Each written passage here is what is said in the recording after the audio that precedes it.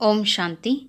K Surajbhai அவர்களின் தாரணை வகுப்பு, ஜனவரி 14, 2025. நமது தவத்தின் மாதம் வெற்றிகரமாக நடந்து கொண்டிருக்கிறது. நாம் மகான் ஆத்மாக்களாவோம். நமது பிறவியே உயர்ந்த காரியங்களை செய்வதற்காகவே ஏற்பட்டிருக்கிறது.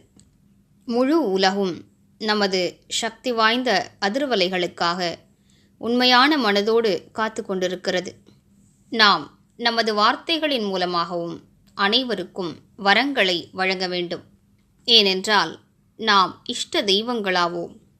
நமது வரம் போன்ற வார்த்தைகள் பலருக்கும் பலன்களை கொடுக்கக்கூடியவையாகும். வரம் போன்ற நமது வார்த்தைகள் அனைவரது துக்கங்களையும் போக்கக்கூடியவையாகும். பிறரை உயர்ந்தவராக ஆக்கக்கூடியவையாகும். அவர்களுக்கு உயர்ந்த பாதையை, குறிக்கோளை காட்டக்கூடியவையாகும். வரம் போன்ற வார்த்தைகளை பேசுவதற்காக நமக்கு நமது வார்த்தைகளின் மீது முழு கட்டுப்பாடு இருக்க வேண்டும். இவ்வுலகில் மௌனத்தை கடைபிடிப்பவர்கள் பலர் இருக்கிறார்கள். ஆனாலும் கட்டுப்பாடு நிறைந்த வார்த்தைகள் என்பவை மௌனத்தை விட உயர்ந்ததாகும். பொதுவாக உலகில் speech is silver, silence is golden என்கிறார்கள். அதாவது பேச்சு என்பது வெள்ளியை போன்றது, அமைதியோ தங்கத்தை போன்றது என்கிறார்கள். ஆனால் கட்டுக்கோப்பான வார்த்தைகள் என்பவை வைரங்களை போன்றவையாகும்.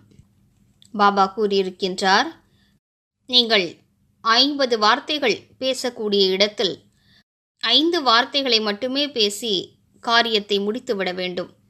அந்த அளவிற்கு நீங்கள் சக்தி படைத்தவராக இருக்க வேண்டும் என்று கூறியிருக்கிறார். இதுவே புத்திசாலித்தனமாகும். இதுவே மிகப்பெரிய கட்டுப்பாடாகும். யாருக்கு வார்த்தைகளின் மீது கட்டுப்பாடு இருக்குமோ அவர்களுக்கே வாக்கு சித்தி கிடைக்கிறது. அதாவது அவர்கள் என்ன பேசினாலும் அது பலித்துவிடும். அப்படிப்பட்ட உயர்ந்த சித்தியினை பெறுவதற்காக மிகுந்த யோக பயிற்சி தேவை. ஏனென்றால் யோக பயிற்சியின் ரசனை எப்போது ஆத்மாவிற்கு கிடைக்கப் பெறுகிறதோ அப்போது பேச வேண்டும் என்று தோன்றுவதே இல்லை. நாம் நிரந்தரமாக யோக நிலையில் நிலைத்திருப்போமானால் நமது வார்த்தைகள் கூட குறைந்து போய்விடும். நாம் உரத்த குரலில் பேசவே மாட்டோம். எனவே வாருங்கள், இன்று கவனம் செலுத்துவோம். நான் வார்த்தைகளை கட்டுப்பாடாக வைத்துக்கொள்ள வேண்டும். மேலும் யோகத்தில் நிலைத்திருந்து முழு உலகிற்கும் சக்தி வாய்ந்த அதிர்வலைகளை பரவச் செய்ய வேண்டும். அதிகாலையில் எழுந்து சூக்ஷ்ம உலகிற்கு சென்று பாபாவிடம் விசேஷமான வரங்களை பெற்றுக்கொள்ள வேண்டும். எத்தனை அழகான காலகட்டம் நடந்து கொண்டிருக்கிறது. இந்த வரங்கள் ஒரு முறைதான் கிடைக்கப் பெறுகின்றன.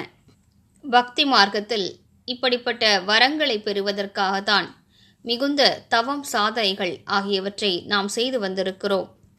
ஆனால் இப்போதோ இவை நமக்கு உரிமையாகிவிட்டன. பாபாவிடமிருந்து இந்த உரிமையினை பெற்றுக்கொள்வோம். ஏனென்றால் வரங்களை பெறுவதனால் நாம் உலகிற்கு மிகுந்த நன்மை செய்ய முடியும்.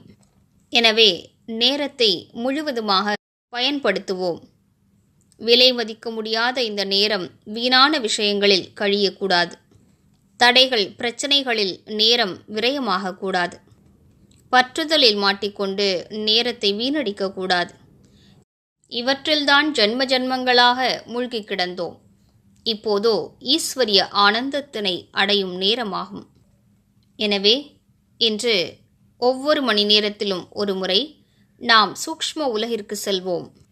மேலும் பாப் தாதாவின் தெய்வீகமான சொரூபத்தை காண்போம்.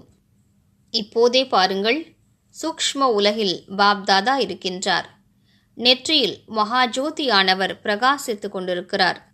மேலும் பாபாவின் ஒவ்வொரு அங்கத்திலிருந்தும் ஒளி பரவி கொண்டிருக்கிறது. மிகுந்த ஒளிமயமான சொரூபம்.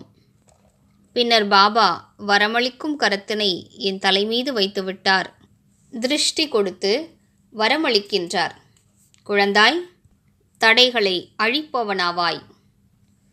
இதனை நாம் ஏற்றுக்கொள்வோம். வரங்களை வழங்கும் வள்ளலிடமிருந்து எனக்கு இந்த வரம் கிடைத்துவிட்டது. இன்று முழு நாளும் ஒவ்வொரு மணி நேரமும் சூக்ஷ்ம உலகிற்கு சென்று ஞான சூரியனை கண்டு அவரிடம் திருஷ்டி பெறுவோம். மேலும் முழு உலகிற்கும் திருஷ்டி கொடுப்போம். ஓம் சாந்தி.